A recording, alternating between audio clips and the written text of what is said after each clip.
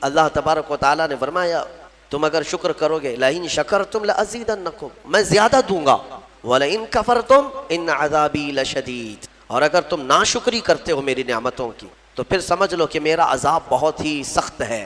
اللہ عز و جل اس چیز کو سخت ناپسند کرتا ہے کہ اس کی نعمتوں کا کوئی ناشکری کرے۔ اسی لیے میرے عزیزو، اللہ کے حبیب صلی اللہ تعالیٰ علیہ وسلم جب دعا کرتے تھے تو یوں یہ عرض کرتے تھے کہ مولا تو اپنے شکر گزار بندوں میں میرا شمار فرما۔ سمجھ رہے ہیں آپ؟ صبر آسان ہے اور شکر مشکل ہے، صوفیہ نے فرمایا۔ حالانکہ شکر میں کیا کرنا کیا ہے، صبر دیکھا جائے تو کٹھن ہوتا ہے، برداشت کرنا ہوتا ہے، مصیبت آئی خاموش رہنا ہے، کسی چیز کی کمی ہو گئی خاموش رہنا ہے، یہی تو صبر ہے۔ گناہ کی خواہش ہوئی لیکن نہیں کیا، یہی صبر ہے۔ صبر دیکھا جائے تو مشکل ہے، لیکن صوفیہ کرام فرماتے ہیں صبر سے زیادہ مشکل شکر ہے۔ شکر ہے وہ کیسے؟ کہا کہ اس لیے کہ جب خوشیاں آتی ہیں تو عام طور پر انسان ہر چیز بھول جاتا ہے، اسے یاد ہی نہیں رہتا کہ دینے والے کا مجھے شکر بجا لانا چاہیے، وہ بھول جاتا ہے۔ یہی تو ہم نے دیکھا ہے۔ آپ تھوڑا سا تجزیہ کر کے دیکھ لیں اپنی زندگی میں، تھوڑا غور و فکر کر کے دیکھ لیں۔ ہمارے گھروں میں بھی جو کچھ بھی ایکٹیویٹیز ہوتی ہیں، جو معمولات چلتے ہیں، اگر گھر کے اندر کوئی مصیبت آئی تو آپ فاتحہ کروائیں گے۔ کوئی ایک حکیم ایسا ہے جو تم سے یہ کہے کہ میں تیرے پیٹ کا پانی باہر نکال دوں گا تو تو اسے کتنی قیمت دے گا؟ ہارون رشید نے کہا اس کو بھی میں اپنی آدھی سلطنت دے دوں گا، میرا پانی نکالتا ہے۔ تو حضرت حاتم اعصم نے فرمایا ہارون تیری پوری سلطنت کی قیمت ایک گلاس پانی کے برابر ہے، اگر نہ ملے تو آدھی سلطنت اور مل جائے نکالنے کے لیے آدھی سلطنت، تو سوچ وہ رب ذوالجلال بغیر کسی قیمت کے روز تجھے پلاتا بھی ہے اور روز تیرے سے نکالتا بھی ہے، کتنی بڑی نعمت ہے تیرے لیے۔ میرے عزیزوں، میں آپ کو ایک چیز بتاتا ہوں، میرے آقا صلی اللہ تعالیٰ علیہ وسلم نے اپنی امت کو سب سے زیادہ اگر دعائیں سکھائی ہیں تو وہ شکر کی دعائیں، شکر کی دعائیں تلاش کر لینا۔ یہ میرے مطالعے کے اعتبار سے میں آپ کو بتا رہا ہوں۔ آپ روزمرہ کی زندگی میں جو چیز بھی کرتے ہیں اس میں اللہ کا شکر ہے۔ میرے آقا نے سکھایا، آپ کھانا کھانے کے لیے بیٹھ رہے ہیں، بسم اللہ پڑھ کر کے شروع کیے، کھانا ختم ہونے کے بعد میرے آقا نے سکھایا ہے الحمدللہ الذی اطعمنا وسقانا وکفانا وجعلنا من المسلمین۔ کیا ہے؟ تمام تعریفیں اس اللہ کے لیے، شکر ہے اس مولا کا جس نے ہمیں کھلایا پلایا اور ہمیں ہدایت دیا اور مسلمان بنایا۔ کھانے کے بعد بھی میرے آقا نے یہی سکھایا، کھانے کے بعد تمہیں کرنا کیا ہے؟ یہی ہے۔ اچھا، اور نیند لگ رہی ہے، سونے کے وقت کہا بسم اللہ پڑھ کر کے سو جاؤ، لیکن سو کر کے اٹھتے ہو اگر نیند کھلتی ہے تو میرے آقا فرماتے ہیں یہ پڑھو الحمدللہ الذی احیانا بعد ما اماتنا۔ الحمد سے ہی شروع ہے، تمام تعریفیں اس اللہ کے لیے جس نے ایک موت کے بعد مجھے دوبارہ اٹھایا ہے۔ آپ کیا سمجھتے ہیں؟ نیند جو ہے موت کی بہن ہے۔ اگر کوئی سویا مولا چاہے تو اس کی آخری نیند ہو سکتی ہے۔ بہت سارے ایسے ہیں جو سوئے اور پھر اٹھ ہی نہیں سکے۔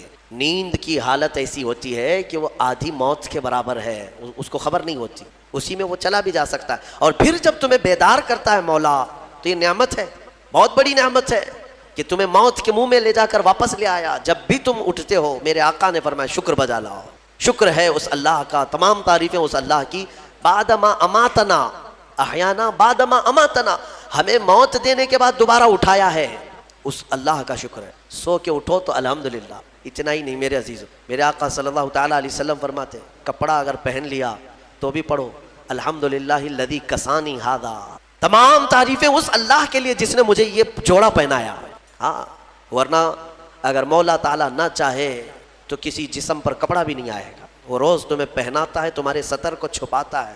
اتنا ہی نہیں، میں آپ کو بتاؤں استنجا کے لیے بھی جاتے ہو، پیشاب کے لیے فرمایا گیا کہ بسم اللہ پڑھ کر کے تو جانا ہے اور اللہ کی پناہ مانگ کر کے جاؤ، بسم اللہ اللہم انی اعوذ بک من الخبث والخبائث۔ لیکن جب تم استنجا کر کے باہر آتے ہو تو حضور نے فرمایا پھر یہ کہو الحمدللہ الذی اذھب عنی الاذى وعافانی۔ وہاں بھی شکر ہے۔ کس بات کا شکر ہے؟ تمام تعریفیں اس اللہ کی، اس کا شکر ہے جس نے اذیت دینے والی، تکلیف دینے والی چیز کو میرے جسم سے دور کیا۔ تمہیں اندازہ ہے زہر ہے یہ جو اندر استنجا جمع ہو جائے تو آسانی سے آج پیشاب کر لیتے ہو، آسانی سے آج تم حاجت کر لیتے ہو، پخانہ ہو جاتا ہے، تو اس کو یوں مت سمجھ لینا کہ تمہارا کمال ہے، یہ رب تعالیٰ کی ہزار نعمتوں میں سے ایک نعمت ہے۔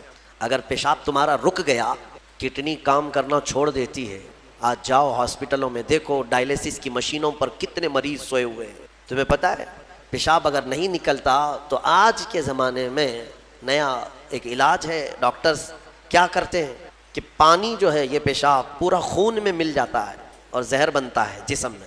اگر ایک دن پیشاب نہیں ہوا تو پانی تمہارا جسم میں بھر جائے گا، اسی کو کریٹینن کا لیول بڑھنا کہتے ہیں. زہر بھر جاتا ہے، اب اس کو نکالے کیسے؟ باہر آتا نہیں ہے، باہر آتا نہیں ہے. ڈاکٹر اس کے لیے ڈائلیسس کی مشین اس کو لٹاتے ہیں. کیا کرتے ہیں؟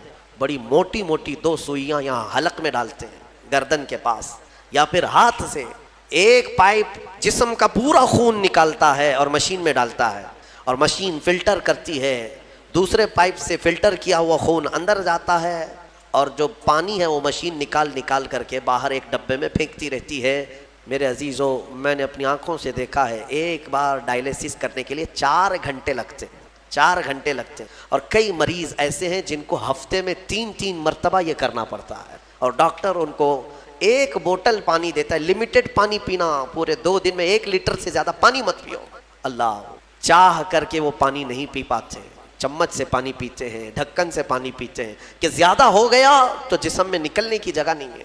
خیر، یہ تو ڈاکٹرز نے پیشاب نکالنے کے طریقے تو اپنا لیے میرے عزیزوں، لیکن اگر پخانہ نہیں نکلا تو اب تک اس کے علاج بھی نہیں ملتے. کھا لیا آپ نے، اگر یہ غلاظت نہیں نکل پائی تمہارے اندر تو پورے جسم میں یہ زہر بن کر کے پھیل جائے گا، موت کا سبب بن جاتا ہے. جب ہم بیت الخلاء میں جاتے ہیں اور پیشاب پاخانہ کر کے نکلتے ہیں تو تمہیں کیا لگتا ہے میرے عزیزو؟ یہ اللہ کی ہزارہ نعمتوں میں سے ایک نعمت ہے کہ اذیت دینے والی چیز کو اس نے ہمارے جسم سے ہٹایا ہے. اسی لیے مولا فرماتا ہے فَبِأَيِّ آلَاءِ رَبِّكُمَا تُكَذِّبَانِ، تم میری کون کون سی نعمتوں کو جھٹلاؤ گے. اچھا، یہ تو نکلنے والی بات میں نے کیا نا، نکلنے والی بات. لیکن تمہیں پتا ہے، تمہیں اگر کھانے کے لیے بھوک نہ لگے تو کچھ نہیں کر سکو گے.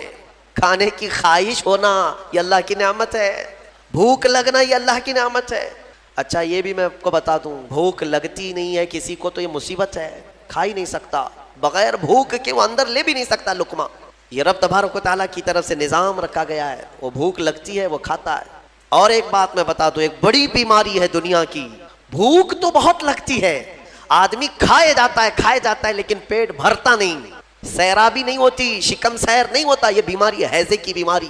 اس بیماری میں حجاج بن یوسف مر گیا. ہاں، بڑا گورنر تھا.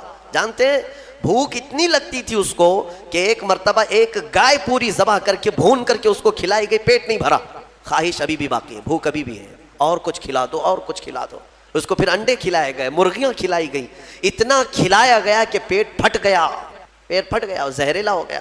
آپ کو کیا میں بتاؤں، پیٹ 4 لقمے کھانے کے بعد، کسی کو 10 لقمے کھانے کے بعد ایسا لگتا ہے نا پیٹ بھر گیا، الحمدللہ پیٹ بھر گیا ہے. یہ جو شکم سیر آپ کو لگتا ہے یہ اللہ کی نعمت ہے. کچھ لوگوں کو یہ بیماری ہے کہ تم ان کو 4 کلو بھی اندر کچھ ڈال دو تو یہاں کی جو چاہت ہے. ایک صاحب، انہوں نے مجھ سے ملاقات کی تھی اور اپنی بیماری یہ بتائی تھی کہ ایسا لگتا ہے، تعویذ بھی کرائے، دعا بھی کرائے، وظیفے بھی کروائے، بہت ساری. میرا رحمان فرماتا ہے وَفِي أَنفُسِكُمْ أَفَلَا تُبْصِرُونَ، تمہاری ذات میں میری نشانیاں ہیں، تم دیکھتے نہیں. اللہ پوچھ رہا ہے، تمہاری اپنی ذات میں میری نشانیاں ہیں. محبوب الہی نظام الدین اولیاء رحمۃ اللہ تعالیٰ علیہ نے فرمایا، اللہ تبارک و تعالیٰ تک اگر پہنچنا چاہے بندہ تو صرف اس کی نسیں جو ہے نا، اس کی رگیں، یہی کافی ہیں اس کے لیے. ہاں میرے عزیزو، آج بھی ڈاکٹرز یہ کہتے ہیں کہ تمہارے جسم کے اندر کی نسیں اگر کھول کر کے پھیلا دی جائیں تو 10,000 کلومیٹر تک پھیل جائیں گی، یعنی تقریباً ایک دنیا گھومنے کے برابر. اتنی نسیں تمہارے جسم کے اندر ہیں کہ اگر ان کو کھول کر کے پھیلا دیا جائے تو اتنی لمبی. کون ہے جو یہ سارا مینٹین کیا ہوا ہے؟ اور ہر نس میں وہ خون کو دوڑاتا ہے اور پھر واپس پہنچاتا ہے دل تک. ایک چیز میں جو کہہ رہا تھا وہ یہ ہے، عجیب سی چیز ہے. ایک صاحب نے فرمایا کہ ایک بیماری ہے کہ یہ ایک صاحب ہیں کہ ان کی آنکھوں کی پلک بند ہی نہیں ہوتی. اس پر تحقیق کی گئی. میرے عزیزوں، کتنی چھوٹی چیز لگتی ہے. آپ پلکیں جھپکاتے ہیں نا، آپ کے اختیار میں نہیں، اور بہت ہلکی سی ہے، یوں کیا بند ہوئی، یوں کیا کھول دیا، آنکھیں بند ہو رہی کھل رہی ہے. آپ کو پتا ہے اس کے اندر کیا چیز ہے؟ کہا کہ ایک بہت ہلکا اسپرنگ ہے ان پلکوں کے بھی اوپر. باقی سب جگہ اس طرح اپنے آپ نہیں ہوتے ہیں کہ خود سے جو ہے بند ہو رہی ہو کھل رہے ہو. کان کیا اس طرح کرتا ہے ہمارا، اٹھ گیا اپنے آپ، بیٹھ گیا اپنے آپ. یہ ہلکی سی پلکوں کی جو چمڑی ہے نیچے آتی اوپر جاتی، نیچے آتی اوپر جاتی. کیا چیز ہے؟ تو ایک صاحب نے ہمیں بتایا کہ بہت ہلکا اسپرنگ ہوتا ہے. اگر وہ اسپرنگ ختم ہوا کسی کا تو بلڈوزر سے بھی کھینچ کر کے بند نہیں کر سکو گے. ان پلکوں کی چھوٹی سی چمڑی کھینچ کر کے بھی بند نہیں کر سکو گے, وہ بند نہیں ہوگی پھر. اسی لیے مردوں کو دیکھو, اگر کسی کی آنکھیں بند نہیں کیا آپ نے موت کے بعد, وہ کھلی رہ گئی, تو پھر آپ گھنٹوں کھینچ کھینچ کے اس کی آنکھ بند کرو, بند نہیں ہوگی. کیونکہ موت کے بعد یہ سارا حصہ ختم ہو گیا, اور مرے ہوئے آدمی کو آنکھیں بند ہے اس کی, آپ نے بند کیا, پھر اس کے 1-2 گھنٹے کے بعد اس کی پلکیں اٹھا کر کے دکھا دو,